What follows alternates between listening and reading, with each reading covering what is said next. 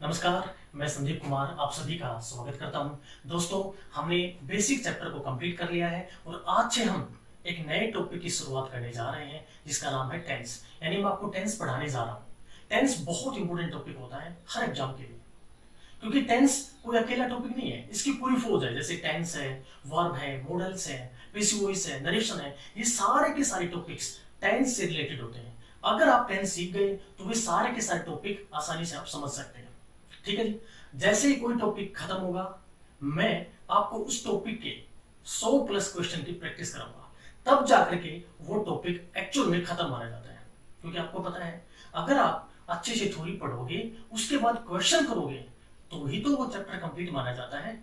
तो चलिए हम टेंस की बात करते हैं। देखो, मेरे पढ़ाने का तरीका थोड़ा सा अलग है। मैं कोई भी टॉपिक स्टार्ट करूंगा, सबसे पहले मैं उस टॉपिक का बेसिक कराऊंगा। जितने भी बच्चों को मैंने ऑफलाइन पढ़ाया है, ये बात सब बच्चों को पता है। इसका फायदा ये होता है ताकि हर एक बच्चा हर चीज को समझ सके। ठीक है।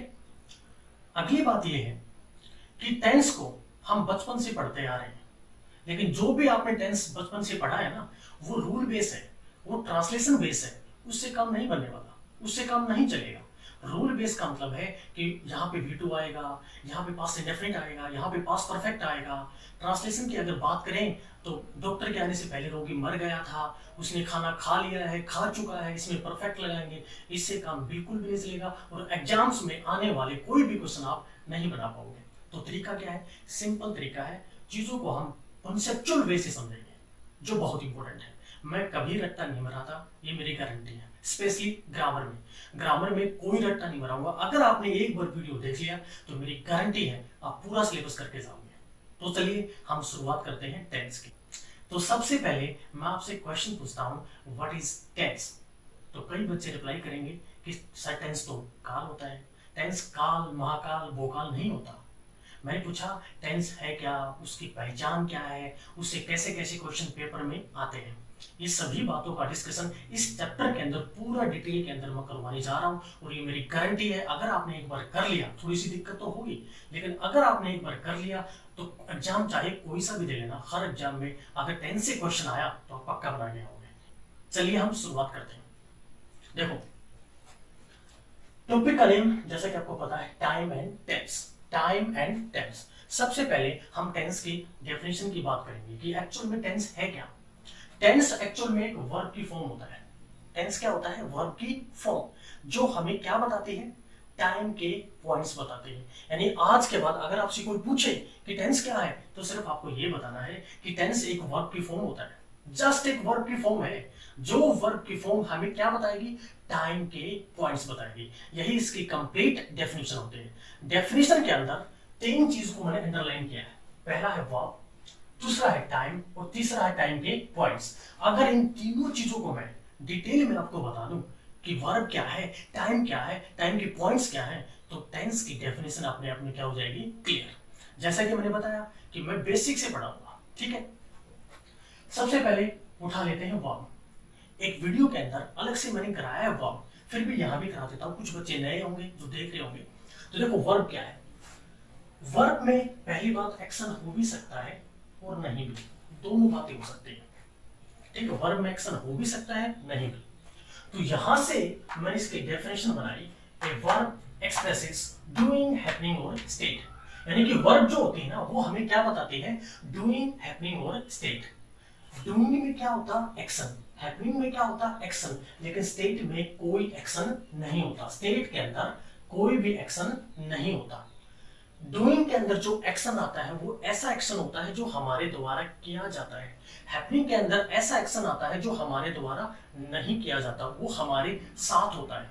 स्टेट के अंदर जैसा कि मैंने बताया, there is no action. For example, मैंने कहा it rain a lot yesterday. ये सब्जेक्ट है। ठीक है जी। सब्जेक्ट के बाद क्या आता है? वर्ब आती है। और इसी वर्ब को तो हम क्या नाम देते हैं? टेंस नाम देते हैं। ये वर्ब ही तो आपका क्या है? टेंस है। ठीक है। सब्जेक्ट यहां भी है, ये भी आपकी वर्ब है। वर्ब है तो टेंस है, सब्जेक्ट है, वर्ब है, और ये क्या आपका? टेंस है। फिर मैंने बताया अगर ये वर्ब है तो क्या बता रही होगी? डूइंग को, हैपनिंग को और स्टेट को। डूइंग में ऐसा एक्शन होगा जो हमारे द्वारा किया जाएगा। तो ये जो एक्शन इसमें हुआ है बारिश होने का, क्या ये हमारे द्वारा किया गया है? तो जवाब आएगा बिल्कुल नहीं। इसका मतलब ये जो वर्ब है आपकी हैपनिंग बता रही है। क्या बता रही है? हैपनिंग। कहा कि द बॉय वाज इंजर्ड, क्या इस लड़के ने कोई एक्शन किया है? जवाब आएगा बिल्कुल नहीं किया। तो इस वर्ब में कोई एक्शन नहीं है। ये इस लड़के की क्या बता रही है? स्टेट बता रही है कि वो किस स्टेट में है। और जो वर्ब किसी व्यक्ति या वस्तु की स्टेट बताए वो कहलाती है स्टेटिव वर्ब। Stative verb. चीजों को बड़े गौर से सीखना, धीरे धीरे हम शुरुआत कर रहे हैं इसकी, ठीक है ना। आगे बढ़ते हैं। ही फॉट, उसने लड़ाई करी है। अगर लड़ाई करी है तो खुद ने एक्शन किया है। अगर खुद ने एक्शन किया है तो ये जो वर्ब है आपको क्या बता रही है? डूइंग। तो मैंने इसकी डेफिनेशन बता दी है। Verb is the word that expresses doing, happening and state. अगली बात, जो ये वर्ब होते हैं इसके कितनी फॉर्म्स होते हैं? कितनी फॉर्म्स होते हैं? याद रखना, कोई भी मेन वर्ब हो उसकी 4 स्टेट होते हैं। V1 होता है, V2 होता है, V3 होता है और V4 होता है। V1, V2, V3 और V4। जैसे स्पीक, V1 में 2 होते हैं, स्पीक भी होता है और स्पीक्स भी होता है। स्पीक, स्पीक्स, समझ में आ रहा है सबको? ठीक है। V1 स्पीक भी होता है, स्पीक्स भी होता है, बोलेंगे V1 ही। अच्छा, जैसे V1 आया उसको क्या नाम देते हैं? प्रेजेंट नाम देते हैं।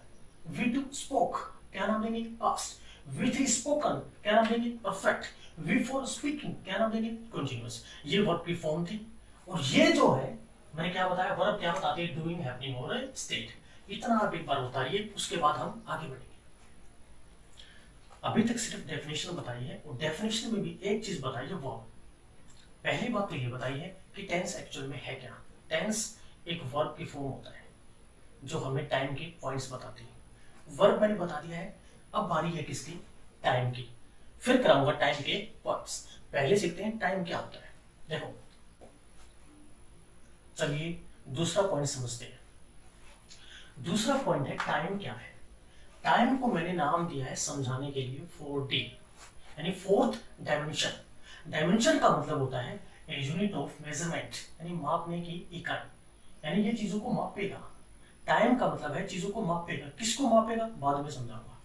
मैथ के अंदर 2D होता है, 3D होता है। 2D होता है 2 डायमेंशन। इसके अंदर किसको मापा जाता है? एरिया को मापा जाता है। 3D के अंदर किसको मापा जाता है? वॉल्यूम को। वैसे अगर टाइम को मैंने 4D नाम दिया है तो ये किसी न किसी चीज को तो माप रहा होगा ना, है ना? तभी तो मैंने इसका नाम दिया है।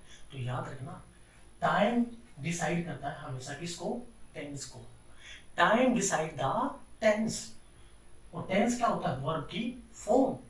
कहने का मतलब ये है, अगर सेंटेंस में वर्ब आई है फिर टाइम आया है तो टाइम के अनुसार आपको वर्ब बदलनी है। वर्ब के अनुसार आपको टाइम नहीं बदलना। For example, the boy is या वाज बोर्न इन 2020। ये टाइम है और ये इसका टेंस है।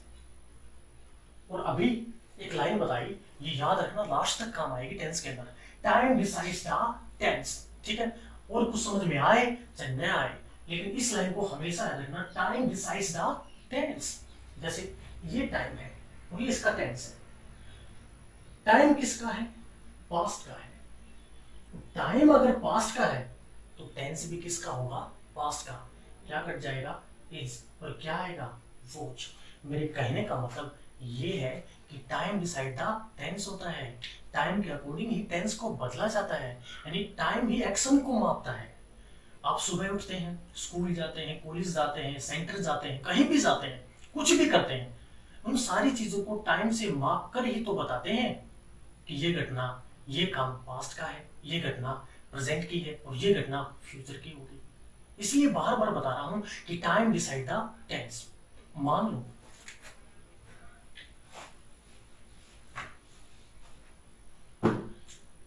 ये ट्रैक है 2000 मीटर का। एक लड़का है,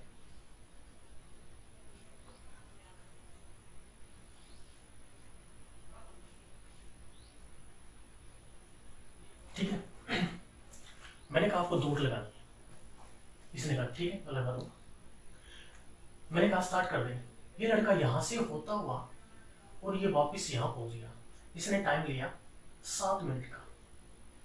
और जैसे दौड़ रहा था आपने भी देखा, मैंने भी देखा, सपोज करो टाइम लिया 7 मिनट का। अब मैंने कहा मैं आपकी स्पीड इनफाइनाइट करता हूँ, अनंत करता हूँ, और अब स्टार्ट कर दे। जैसे ही मैंने कहा स्टार्ट कर दे, ये लड़का मुझे यहीं खड़ा मिला। मैंने कहा गया नहीं। इसने कहा सर मैं गया हूं, और वो एक्चुअल में गया भी है, लेकिन स्पीड क्या थी? इनफाइनाइट। स्पीड क्या थी? इनफाइनाइट। इनफाइनाइट स्पीड होने के कारण हमें वो लड़का नहीं दिखा। तो यहां से मैं क्या समझाना चाहता हूं? मैं ये समझाना चाहता हूं जब तक टाइम का एग्जिस्टेंस है ना, तो ही हम ये मानते हैं कि कोई एक्शन हुआ है। जैसे ही टाइम का एग्जिस्टेंस खत्म हो जाता है तो हम ये नहीं मानते कि कोई एक्शन हुआ है। नहीं, टाइम ही सब कुछ है। इसलिए बताया कि time decide the tense. Time decide the tense. इसको आप एक बार उतार लें। डेफिनेशन के अंदर मैंने वर्ब के बारे में बता दिया, मैंने थोड़ा बहुत टाइम के बारे में बताया है। अब आगे सीखते हैं टाइम के बारे में। ये जो टाइम होता है ना, इसको आप दो तरीके से एक्सप्रेस कर सकते हैं। पहला तरीका होता है पॉइंट के अंदर बता सकते हैं इसको। दूसरा तरीका होता है ड्यूरेशन।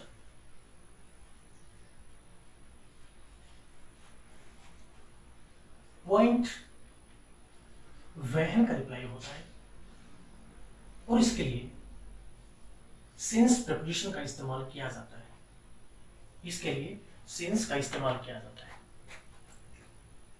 ड्यूरेशन हाउ लॉन्ग का रिप्लाई होता है, इसके लिए फॉर का इस्तेमाल किया जाता है। जैसे मैंने एक टाइमलाइन ली, इसके ऊपर 2 पॉइंट डाल दिए मैं टाइम के, 9 AM 12 PM।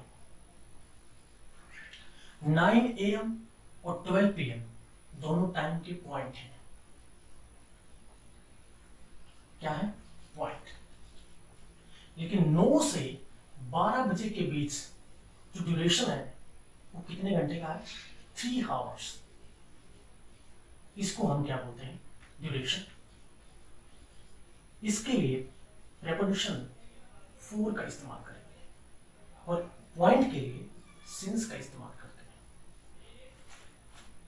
दोबारा बताता हूं, टाइम क्या है? 4 डे। इसका मतलब ये है टाइम डिसाइड द टेंस। पहली बात। अगली बात ये है, जो हमारा टाइम होता है ना, उसको हम दो तरीके से एक्सप्रेस कर सकते हैं। या फिर इसको सिंपल भाषा में और बताऊं तो टाइम को हम दो तरीके से माप सकते हैं। पहला होता है पॉइंट, और दूसरा होता है आपका ड्यूरेशन। पॉइंट जो होता है ना, वो वहन का रिप्लाई होता है। वहन मतलब कब। ठीक है, वो दिल्ली गया कितने बजे? 10 बजे। वहन 10 o'clock। Got it. कब? जून में गया। कब गया? मॉर्निंग में गया। जून मॉर्निंग, है ना, मंडे संडे 10 बजे 12 बजे। These are the points of time. Got it? अगला ड्यूरेशन। जो ड्यूरेशन होता है वो हाउ लॉन्ग का रिप्लाई होता है। हाउ लॉन्ग का मतलब होता है कितनी देर कोई कार्य किया गया है। उसके लिए हम फॉर का इस्तेमाल करते हैं। टाइम के बारे में सब कुछ पढ़ा रहा हूं, टाइम बहुत इंपॉर्टेंट है। ये टाइम लाइन है, इसके ऊपर मैंने 2 पॉइंट डाल दिए, एक 9 और एक 12। 9 और 12 अपने आप में टाइम के पॉइंट्स हैं। इनके लिए अगर प्रेपोजिशन लिखनी पड़ेगी तो सिंस का इस्तेमाल करेंगे। 9 से 12 के बीच जो गैप है वो 3 आवर्स का है, वो एक ड्यूरेशन है। उसके लिए हम क्या लगाएंगे? 4 लगाएंगे। तो अगर मैं आपसे पूछूं जून क्या है? जून एक टाइम का पॉइंट है। मैंने कहा 30 दिन क्या है? वो एक ड्यूरेशन है। मैंने कहा 2020 क्या है? टाइम का पॉइंट है। और 365 दिन क्या है? ये एक ड्यूरेशन है। क्यों? पॉइंट का मतलब क्या? पॉइंट का मतलब पॉइंट। पॉइंट का मतलब पॉइंट, या फिर एक ऐसा सर्कल जिसकी कोई रेडियस नहीं हो, वही आपका क्या होता है? पॉइंट, जिसको आप कंप्लीट नहीं कर सकते। ठीक है ना? ड्यूरेशन को आप कंप्लीट कर सकते हैं, जैसे 1 महीने की होगी, 2 की, 10 की, 15 की, 20 की। समझ पा रहे हैं सारे के सारे? तो मैंने कहा मंडे क्या है? टाइम का पॉइंट। और मैंने कहा 7 दिन क्या है? ये बना आपका ड्यूरेशन। उम्मीद है आप सारे ये बात समझ गए होंगे। अब आगे बढ़ते हैं। सबसे पहले आप उतार लीजिए इसको। अब मैं आपसे एक क्वेश्चन पूछता हूँ छोटा सा। मैंने कहा 2019 क्या है? क्या का मतलब, क्या ये पास्ट है, प्रेजेंट है या फ्यूचर है? तो मुझे पता है आप ये कहेंगे ये पास्ट है, लेकिन मैं ये कहता हूँ नहीं पास्ट है, नहीं प्रेजेंट है, नहीं फ्यूचर है। कहा क्यों? वो इसलिए है क्योंकि टाइम अपने आप में कोई कंप्लीट टर्म नहीं होती, वो यूनिवर्सल फैक्ट नहीं है कि जैसे आपने देखा आप बता दिया कि तो पास्ट है। क्या पता मैं 2015 में खड़ा होकर के मैं 2019 की बात कर रहा हूँ, तो 2015 के लिए 2019 क्या बनेगा? फ्यूचर बनेगा। क्या पता मैं 2019 में खड़ा होकर के 2019 की ही बात करूं तो फिर क्या बनेगा? प्रेजेंट बनेगा।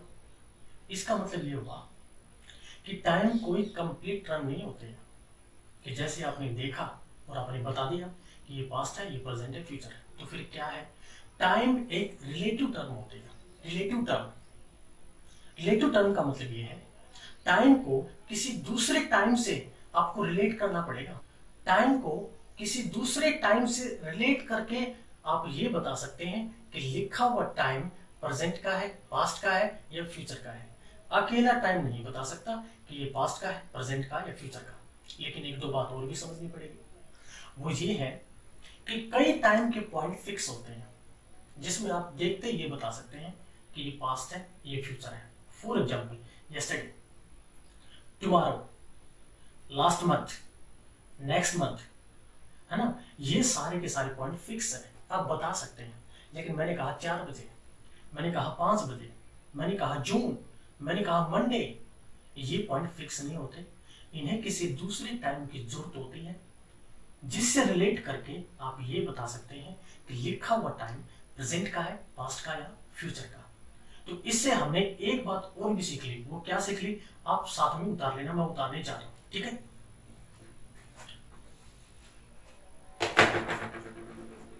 कि ये जो टाइम होता है ना, टाइम,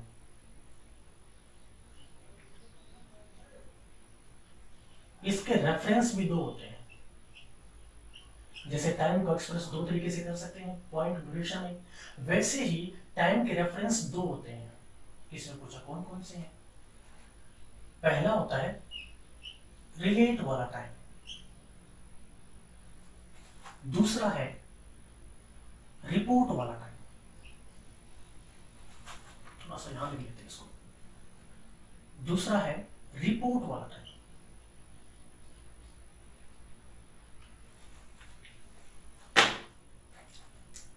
इन दोनों को अगर आप मिलाओगे तो ही आप ये बता सकते हैं लिखा हुआ टाइम प्रेजेंट है, पास्ट है या फ्यूचर है। और जैसे ही टाइम का पता चला तो आप टेंस भी डिसाइड कर देंगे। जैसे आपको पता चला ये टाइम पास्ट का है तो टेंस भी किस में बना देंगे? पास्ट में। मेरे समझाने का यही पर्पस था। Got it? अगली बात, time is not a complete term. Time कोई कंप्लीट टर्म नहीं है। तो क्या है? It is a relative term. यह एक रिलेटिव टर्म है। अगली बात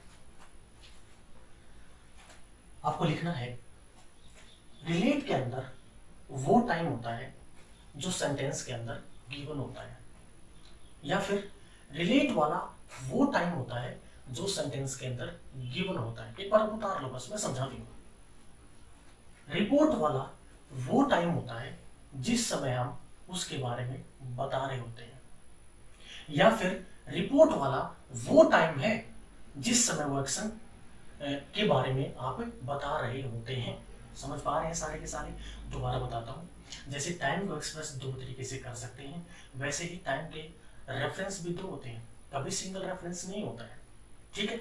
अगली बात, कौन कौन से होते हैं? पहला होता है रिलेट का और दूसरा होता है रिपोर्ट का।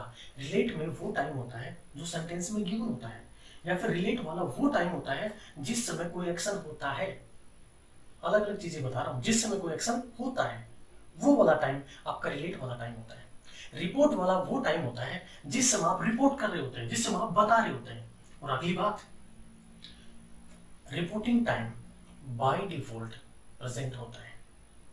रिपोर्टिंग टाइम बाय डिफॉल्ट क्या होता है? प्रेजेंट होता है।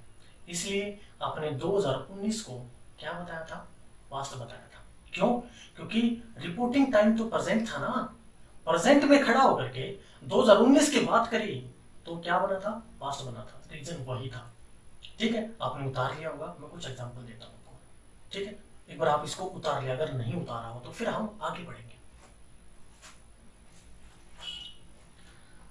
टेंस की ये क्लास और अगले 2 दिन की क्लास बहुत इंपॉर्टेंट है।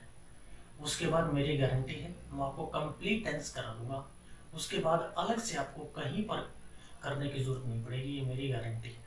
ठीक है, तो अगले 2 दिन और आज की क्लास बिल्कुल अच्छे से आपको समझनी है और नोट्स बना के उनका बार बार रिवीजन करना है। और समझ में नहीं आ रहा हो तो वीडियो को जाकर दोबारा देखें, यही इसका सोल्यूशन है। ठीक है, लेकिन ये बात पक्की है, अगर आप ये 3 दिन की क्लास को झेल गए तो मेरी गारंटी है हर क्वेश्चन आप बना दोगे टेंस के। करेक्ट? अब आगे बढ़ते हैं।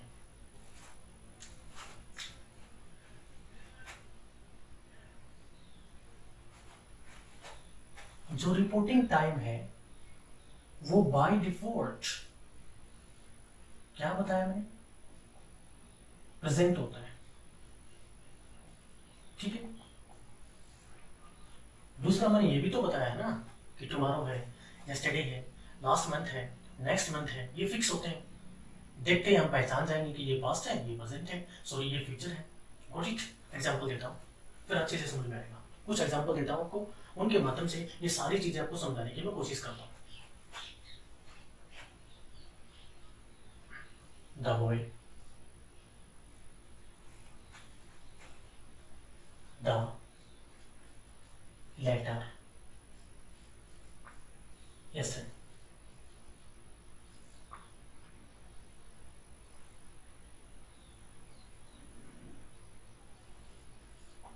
देखो, कई बच्चे सोच रहे होंगे सर चुका, चुकी, चुकी या फिर डू, डज, हैज है वो तो नहीं है, वो आएगा, सब कुछ आएगा, हेल्पिंग वर्ब भी आएगी।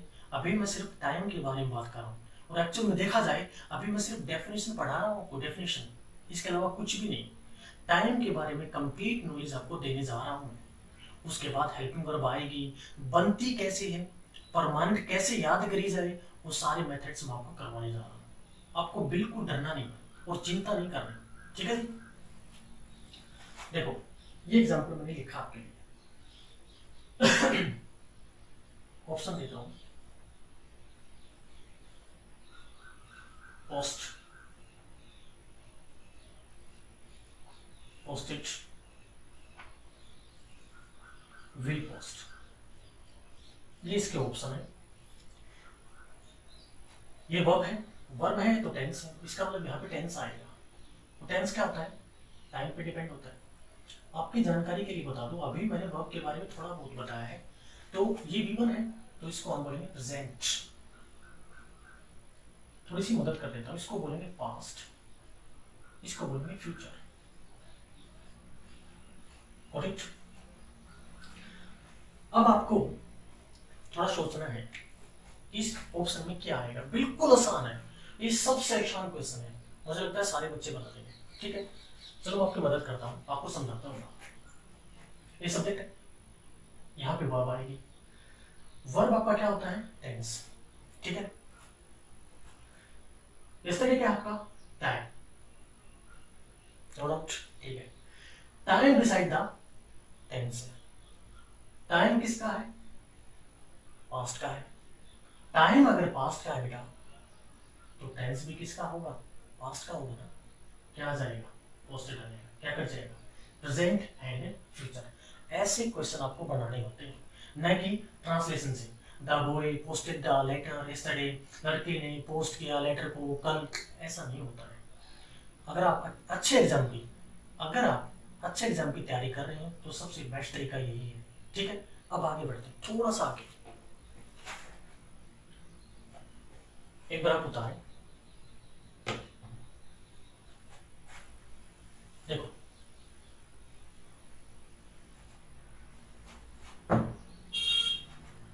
द बॉय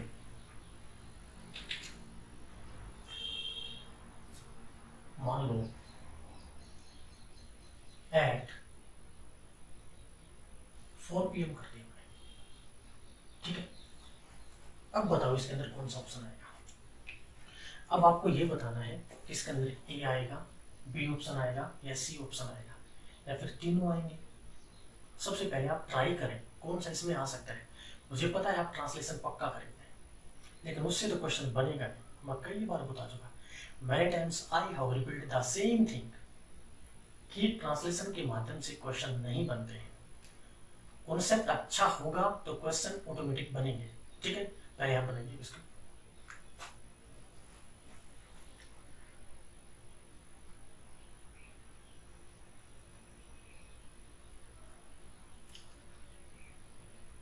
देखो, अगर किसी भी सेंटेंस में टाइम दिया हो ना तो आप आसानी से बना सकते हैं।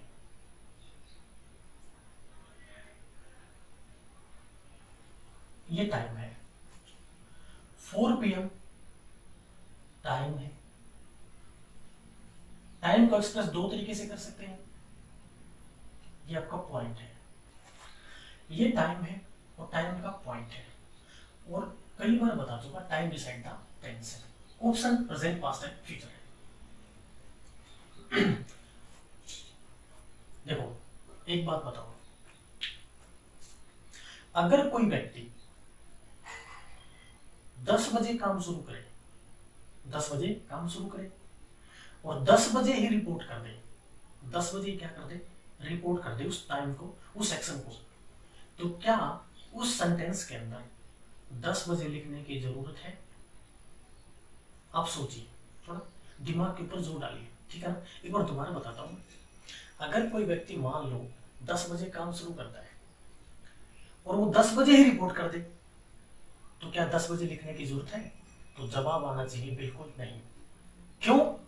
क्योंकि अगर 10 बजे ही काम शुरू हो रहा है, 10 बजे ही रिपोर्ट कर रहा है, तो 10 बजे लिखने की जरूरत नहीं पड़ेगी, क्योंकि ऑटोमेटिक एक्शन कितने बजे शुरू हुआ है? 10 ही तो बजे हैं।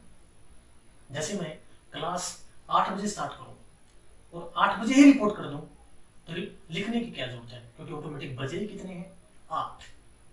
तो मेरे कहने का मतलब ये है कि ये जो टाइम होता है ना सेंटेंस के अंदर गिवन होता है, वो तो रिलेट वाला टाइम है, क्योंकि मैंने आपको समझाया था जो टाइम सेंटेंस के अंदर गिवन होता है वो कौन सा होता है? रिलेट वाला टाइम होता है, ठीक है। लेकिन ये भी तो बताया था टाइम का कभी सिंगल रेफरेंस नहीं हो सकता। टाइम के रेफरेंस दो होते हैं, एक रिलेट वाला, दूसरा कौन सा? रिपोर्ट वाला। तो अब हमें कौन सा टाइम देखना पड़ेगा? रिपोर्टिंग टाइम देखना पड़ेगा। तो मुझे बस इतना बता दो, क्या वो व्यक्ति 4 बजे ही रिपोर्ट कर सकता है क्या? जवाब आना चाहिए बिल्कुल नहीं कर सकता, क्योंकि कोई व्यक्ति 4 बजे काम शुरू करे, 4 बजे ही रिपोर्ट कर दे, 4 बजे ही रिपोर्ट कर दे, तो 4 बजे लिखने की जरूरत नहीं है, क्योंकि ऑटोमेटिक बजे कितने हैं? 4 हैं। इसका मतलब ये काम जो हुआ है ना, ये काम या तो उसने रिपोर्ट किया है 4 बजे से पहले, पहली पॉसिबिलिटी ये है, या फिर उसने रिपोर्ट किया होगा 4 बजे के बाद। ये इसके अंदर दो पॉसिबिलिटी हो सकते हैं, या तो उस व्यक्ति ने 4 बजे से पहले रिपोर्ट किया है, या उस व्यक्ति ने 4 बजे के बाद रिपोर्ट किया है। कहने का मतलब ये है, या तो उस व्यक्ति ने काम होने से पहले ही बता दिया कि ऐसे ऐसे वो पोस्ट करेगा लेटर को, या फिर उस व्यक्ति ने काम होने के बाद बताया कि ऐसे उसने पोस्ट किया है। दो ही तो पॉसिबिलिटी हो सकती है। देखो यस्टरडे वाला आया था ना, वो कैसा टाइम था? रिलेट वाला था। रिपोर्ट कब किया था उसको? प्रेजेंट में किया था, क्योंकि बाय डिफॉल्ट रिपोर्टिंग टाइम क्या होता है? कई बार प्रेजेंट ही तो होता है, और यस्टरडे का तो साफ साफ पता ही चल रहा है कि हम पास्ट की बात कर रहे हैं। लेकिन 4 बजे से ये तो पता नहीं चलता 4 बजे कौन सा, शाम को भी 4 बजे होता है, और जो कल बीत गया वो भी 4 बजे था। तो 4 बजे से ये पता नहीं चलता कि 4 बजे कौन सा, इसलिए हमें इसका रिपोर्टिंग टाइम जो होता है हमें गैस करना पड़ेगा। तो हम कौन सा गैस कर सकते हैं? या तो ये काम 4 बजे से पहले हुआ होगा रिपोर्ट करने का, या फिर 4 बजे के बाद। ये दो पॉइंट बहुत इंपॉर्टेंट है ना। तो मान लिया, सपोज करो मैंने 5 बजे रिपोर्ट किया है रिपोर्टर ने, या फिर किया है इसने 3 बजे। अगर 5 बजे रिपोर्ट किया है तो 5 बजे के लिए 4 बजे क्या बनेगा? आपका पास्ट बनेगा। समझ पा रहे हैं सारे? अच्छा 3 बजे रिपोर्ट करोगे तो 3 बजे के लिए क्या बनेगा? फ्यूचर बनेगा। तो कौन सा कट जाएगा? प्रेजेंट कट जाएगा। और याद रखना प्रेजेंट तो हमेशा ही कटेगा। क्यों कटेगा? क्योंकि मैंने बताया था, क्योंकि रिपोर्टिंग और रिलेटिंग टाइम कभी सेम नहीं हो सकता। सेम नहीं हो सकता, इसलिए हर केस में क्या कटेगा? प्रेजेंट कटेगा। इसमें पास्ट भी सही है और इसमें फ्यूचर, दोनों के दोनों क्या है? सही। एक बार आपको उतार लो, मुझे पता है यहाँ पे थोड़ा बहुत डाउट आया है, मैं एक बार दोबारा बताता हूँ। जो टाइम होता है ना, उसके रेफरेंस याद रखना दो होते हैं, कभी सिंगल रेफरेंस नहीं हो सकता। एक रिलेट वाला होता है, एक रिपोर्ट वाला होता है। रिलेट वाला वो टाइम होता है जो सेंटेंस में गिवन होता है, जैसे कि 4 PM गिवन है, ये रिलेट वाला टाइम है। तो हमें दूसरा एक रिपोर्टिंग टाइम ढूंढना होता है, ठीक है। लेकिन कुछ ऐसे टाइम के पॉइंट होते हैं जो फिक्स होते हैं, जैसे यस्टरडे है, उसका तो साफ साफ पता है हमें कि वो पास्ट का है। लेकिन 4 PM का ये तो नहीं पता कि 4 कौन सा, 4 तो आगे भी आएगा, कल आएगा। 4 जा चुका वो भी तो है, लेकिन हमें पता तो नहीं। तो हमें एक रिपोर्टिंग टाइम गैस करना पड़ेगा। तो गैस करेंगे तो ये बात तो पक्की है कि कोई व्यक्ति 4 बजे काम शुरू करेगा तो 4 बजे ही रिपोर्ट कर दे, ये पॉसिबल नहीं होता, क्योंकि ऑटोमेटिक बजे ही 4 है। तो फिर 4 बजे लिखने की जरूरत क्या पड़ेगी फिर इसको? इसका मतलब वो काम रिपोर्ट करने का या तो 4 बजे के बाद हुआ है या फिर 4 बजे के पहले। सिर्फ दो ही पॉसिबिलिटी है, ठीक है। तो मान लिया एक 3 बजे मान लिया, एक हमने 5 बजे मान लिया। तो 5 बजे के लिए पास्ट है और 3 बजे के लिए क्या बन जाएगा? फ्यूचर बन जाएगा। प्रेजेंट हमेशा गलत, हमेशा क्या होगा?